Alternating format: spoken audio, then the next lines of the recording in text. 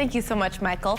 I'm now joined by behavioral therapist Marty Calder, who is here to tell us how to help your kid through a traumatic time. So what are kind of some first steps to go about doing this? So, the reason I kind of thought about this is because of things that are happening on the border and the separation of families, no matter your political or moral view of that.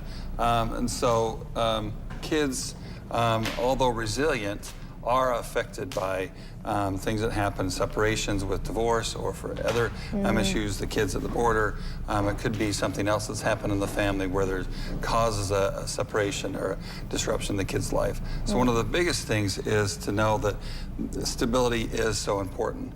Like I said, kids will go with things for a while, but they do need to have a stable environment to thrive. And so, first of all, is making sure that that's the case. Let's say they've been separated, so if it's one parent or a friend or a relative, to provide some stability in the home that they're going to be in, having that consistent, and then making sure that the child can be able to talk about and process what's going on in their lives. So what are some differences between how an adult handles a trauma and how a child would handle a trauma? So the biggest issue is that kids their brains are still developing, and their experiences, and then taking that information they have and processing it and putting it together in a meaningful way.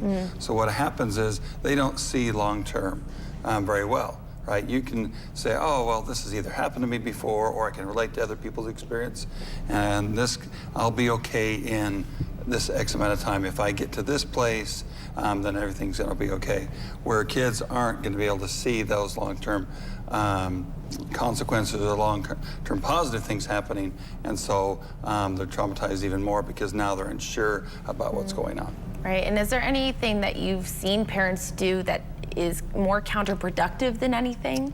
I think one of the things, and as across the board, I've mentioned it so many times, is not addressing or talking about the value that kids' feelings and experiences have. That's one of the, just because a child is 8 years old, that doesn't mean that their feelings don't have value.